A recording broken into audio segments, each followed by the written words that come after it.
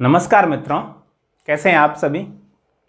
तो इससे पहले वाला जो आपका वीडियो था कल का, जो पहला वीडियो था मैथ का 10th क्लास का, उसमें हमने क्या पढ़ा।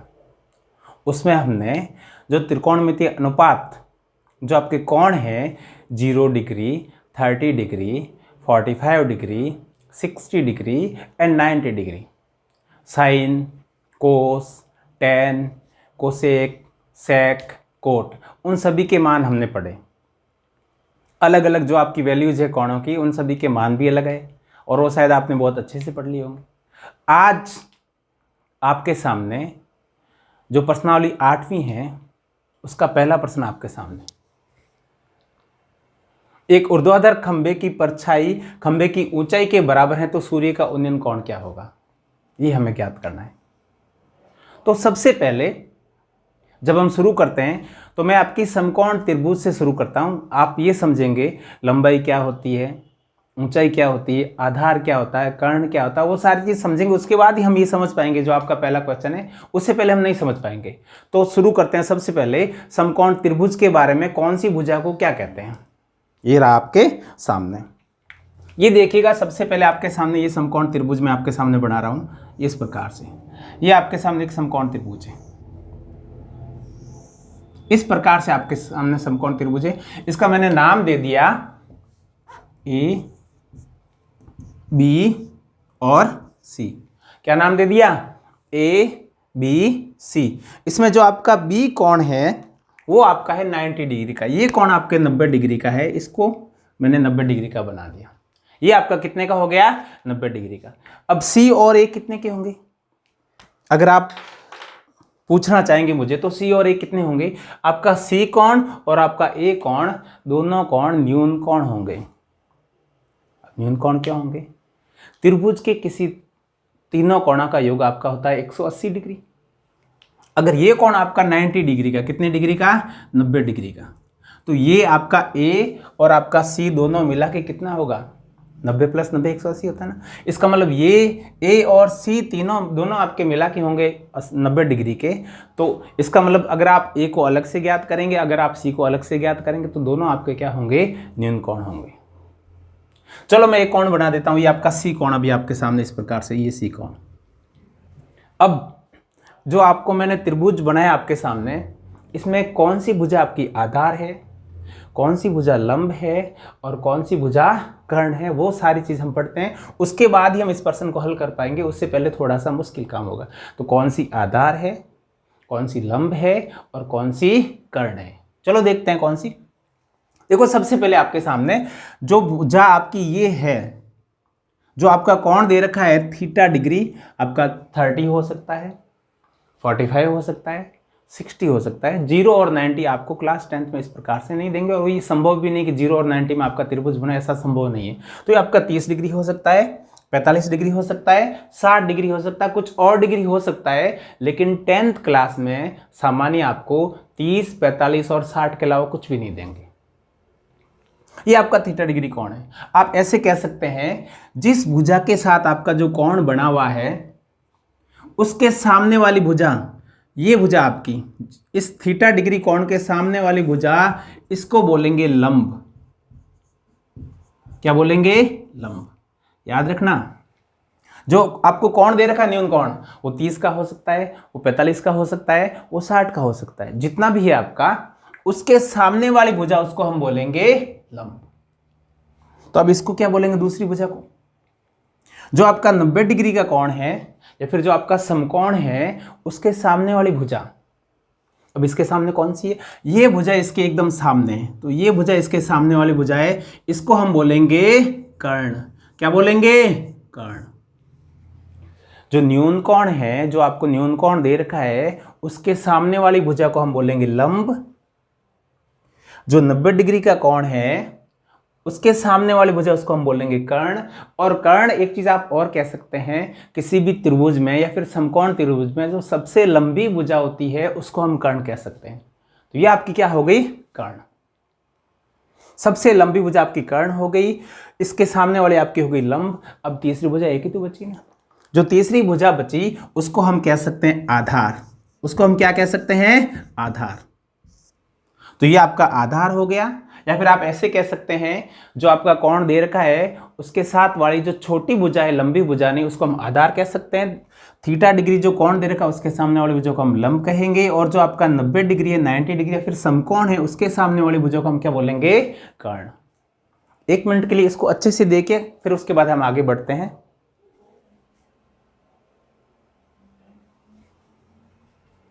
ये हो गया। अब ये काम कहाँ आएंगे? चलो अभी देखते हैं ये कहां पर काम आएंगे।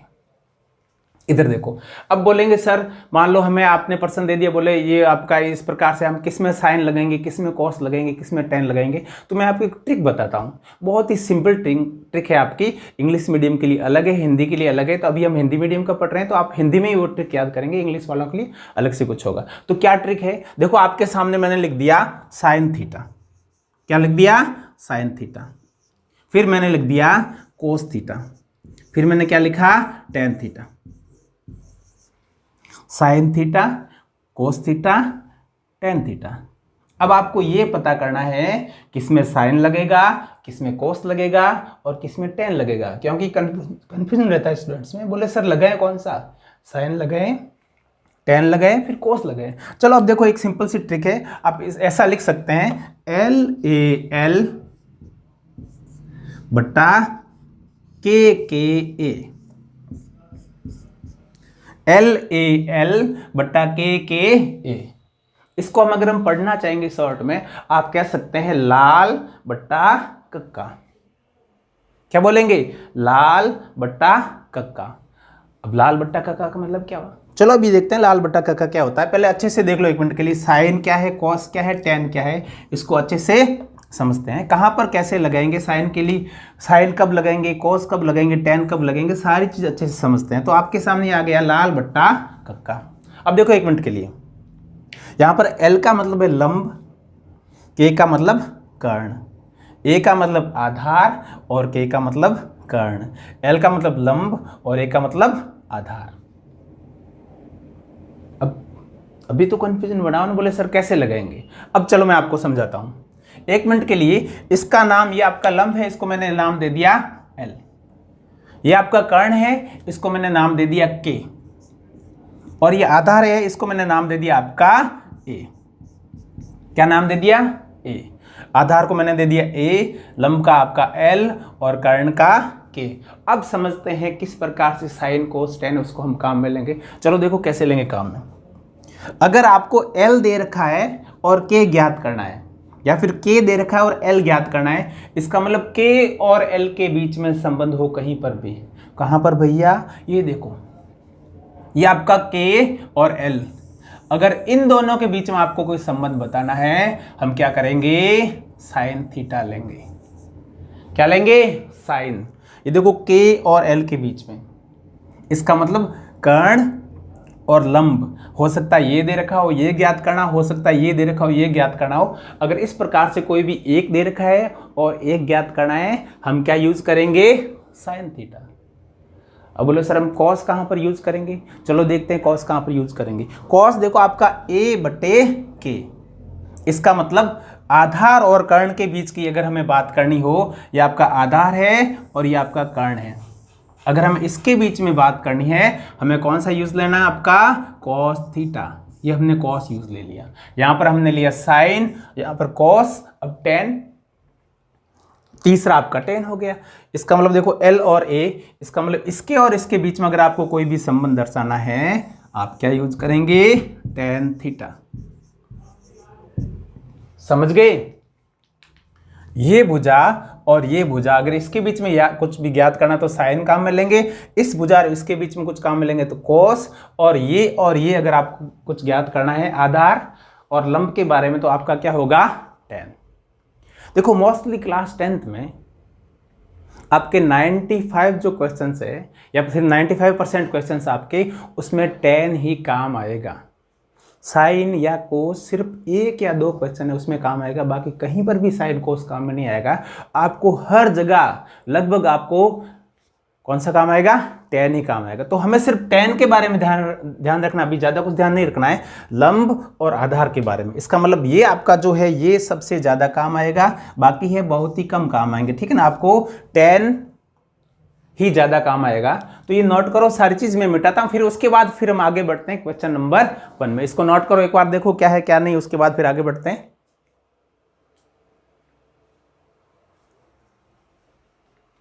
हो गया, चलो मिटाता हूँ इसको मैं, फिर उसके बाद आगे बढ़ते हैं।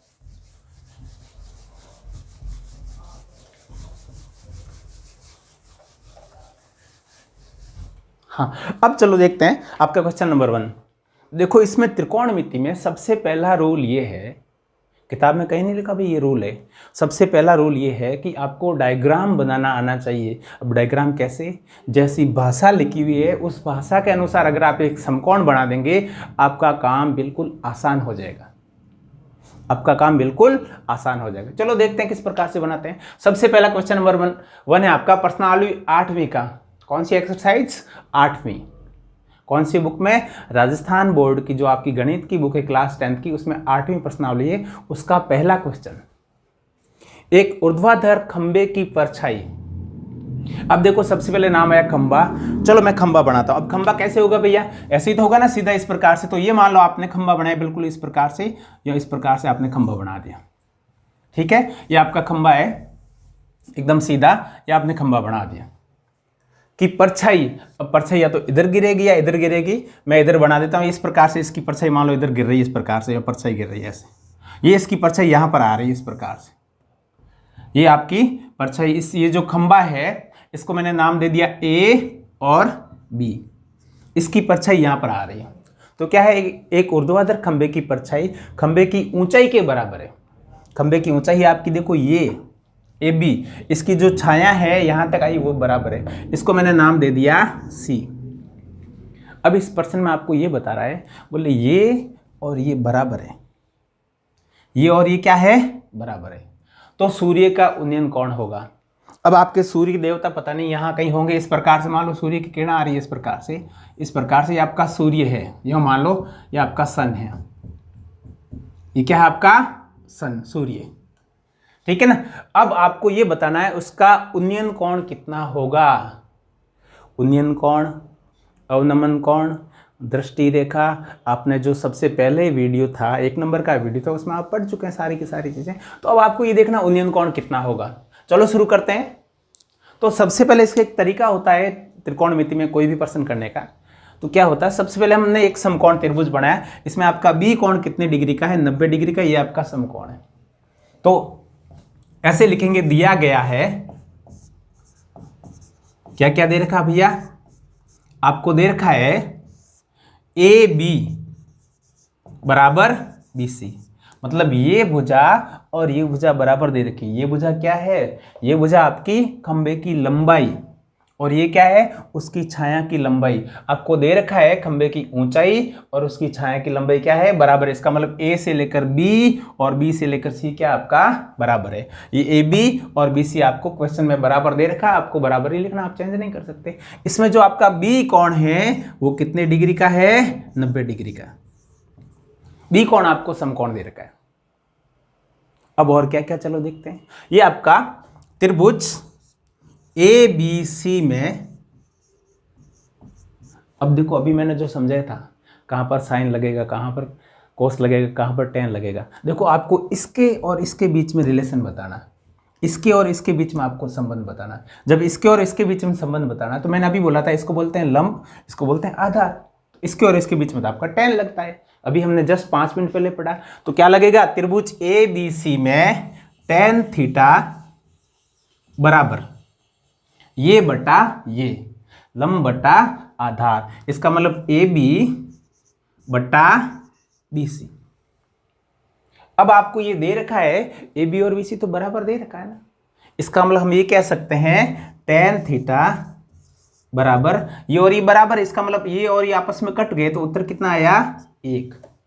मुझे ये बताओ टेन एक मान किसका होता है।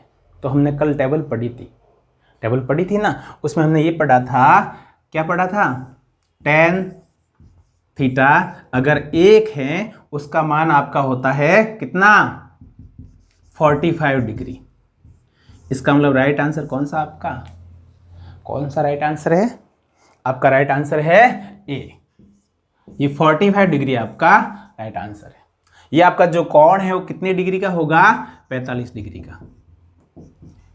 नोट करो इसको, उसके बाद फिर बढ़ते हैं क्वेश्चन नंबर 2 में।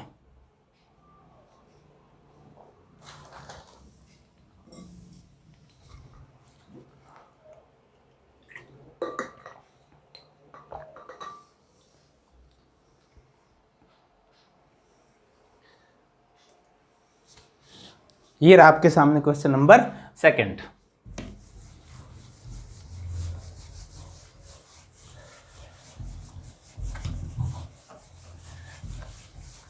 क्या है भाई, अब तो बहुत इजी काम हो गया होगा आपके लिए। देखो क्या है, यदि एक मीनार बिल्डिंग मकान, और मीनार कैसे होगी भाई? मीनार तो सीधी होगी ना। मैंने बोला सबसे पहला काम है आकृति बनाना, फ्रेम बनाना। चलो देखते हैं, ये आपकी मीनार हो गई। इस प्रकार से मैंने मीनार बनाई, ये आपकी मीनार। बोले एक मीनार, ये मीनार बना दी मैंने, ये मीनार हो गई आपकी। एक मीनार के पाद बिंदु से, पाद बिंदु क्या होता है? जो बेस होता है, फाउंडेशन होता है, उसको बोलते हैं पाद बिंदु। ये जो बिंदु उसको बोलते हैं पाद बिंदु। ये बिंदु कौन सा है? पाद बिंदु। तो यदि एक मीनार के पाद बिंदु से 100 मीटर की दूरी, यहां से 100 मीटर इधर भी हो सकता है, इधर भी हो सकता है। उधर आपका क्वेश्चन है, मैं इधर बना रहा हूं। ये मान लेते हैं 100 मीटर की दूरी इस प्रकार से यहां पर आ गई। कितनी दूरी ये आपकी? ये 100 मीटर है। कितनी है? 100 मीटर। ये आपकी दूरी हो गई 100 मीटर। तो बोले यदि एक मीनार के पाद बिंदु से 100 मीटर की दूरी से उसके शिखर का उन्नयन कोण। अब यहां खड़े खड़े आप खड़े हैं, मैं खड़ा हूं, कोई भी खड़ा है, यहां खड़े खड़े मीनार की ऊंचाई, इसका शिखर देखो, ऊपरी किनारा ये है। आप इस प्रकार से देख रहे हैं, इस प्रकार से, ऐसे ही हो, ऐसे देख रहे हैं। ये मीनार का शिखर हो गया। उसका उन्नयन कोण है 60 डिग्री। कितना है ये? 60 डिग्री। कितने डिग्री का है? 60 डिग्री का। तो उन्नयन कोण है 60 डिग्री। तो मीनार की ऊंचाई होगी, इस बिल्डिंग की ऊंचाई पूछी है। तो सबसे पहले मैं क्या करूं? इसका नामकरण कर दूं। इसको मैंने नाम दे दिया A, इसको मैंने नाम दे दिया B, इसको मैंने नाम दे दिया C, और ये आपको 100 मीटर दे रखी है। इस पाद बिंदु से जहां पर आप खड़े हैं वो कितनी दे रखी है? 100 मीटर। आपको H पूछा है, इस मीनार की ऊंचाई, इसको 1 मिनट के लिए मान लेते हैं H। आपको ये पूछा है H कितना होगा। चलो ज्ञात करते हैं कितना होगा, अभी देखते हैं। तो सबसे पहले त्रिभुज, वही नियम ABC में आपको जो कोण B है वो बराबर दे रखा है 90 डिग्री का, और आपको जो BC भुजा दे रखी है वो आपको दे रखी है 100 मीटर। ये कोण B आपको कितने का दे रखा है? 90 डिग्री का, और ये भुजा आपको कितनी दे रखी है? 100 मीटर। अब भैया देखो, ये और ये, इसके बीच में रिश्ता बताना है। हमने पढ़ा ना भी, साइन कोस टेन। आधार है और क्या है? लंब है। यहाँ पर कर्ण है, उसका कोई इंपॉर्टेंस नहीं, उसका कर्ण की अभी जरूरत नहीं हमें। तो आधार और लंब के बीच की अगर बात हो रही है तो टेन आएगा। अभी हमने पढ़ा ना, बोले टेन आएगा। और मैंने आपको पहले ही बोल दिया, क्लास 10th में 95%, जो आपके 95% क्वेश्चन हैं उसमें आपके टेन ही लगेगा। 1 या 2 क्वेश्चन आपके ऐसे हैं जिसमें आपके साइन या कोस लगेगा। तो आपको 10 है, उसकी वैल्यू जो सारी याद होनी चाहिए इस प्रश्नावली के लिए, 8वीं के लिए। बाकी के लिए अलग अलग हो सकता है। चलो देखते हैं, 10 लगाते हैं। तो त्रिभुज ABC में आपका B 90 दे रखा, क्योंकि समकोण त्रिभुज में लगती, त्रिकोणमिति बाकी किसी में लगती नहीं, और ये आपको दे रखा 100 मीटर। अब चलो लगाते हैं, क्या है आपका tan theta is equal to, जो आपका tan बराबर क्या होता है भैया? लंब बटे आधार। इसका मतलब AB बटे BC। कितना भैया? tan का मान, थीटा का मान कितना? 60 दे रखा ना। नेक्स्ट में लिखेंगे tan 60 या फिर tan 60 बराबर AB हमें ज्ञात करना है, और BC हमें कितना दे रखा है? 100 दे रखा है। ये तो हमें ज्ञात करना है, और ये हमें क्या है? 100 दे रखा है। अब tan 60 का मान, कल मैंने इससे पहले वाला जो आपका वीडियो आपके पास उपलब्ध है उसमें देखा होगा, tan 60 का मान कितना है? √3। इसका मतलब ये आपका हो गया √3। √3 इजकल टू AB, और इसके बट्टे में है आपका 100। अब क्या करते हैं भैया? क्रॉस मल्टीप्लाई कर दें, वज्र गुणनखंड। इसका मतलब ये आपका होगा इससे गुणा, और ये होगा आपका इससे गुणा। नीचे कोई संख्या है नहीं, इसका मतलब AB का गुणा तो किसी के साथ होगा नहीं। इसका 100 का आपका √3 के साथ हो जाएगा। तो आपका AB बराबर 100, और गुणे में चला गया √3, और ये आपका आ गया मीटर। इसका मतलब मीनार की ऊंचाई 100 √3 मीटर है। कौन सा उत्तर सही भैया? आपका उत्तर है आपका पहला सही। पहला देखो आपका 100√3, दूसरा है 100/√3, तीसरा 50√3 और चौथा आपका 200/√3। तो सही उत्तर आपका है 100√3 मीटर मीनार की ऊंचाई हो गई। ये नोट करो, इसको नोट करो, उसके बाद फिर आगे देखेंगे नेक्स्ट।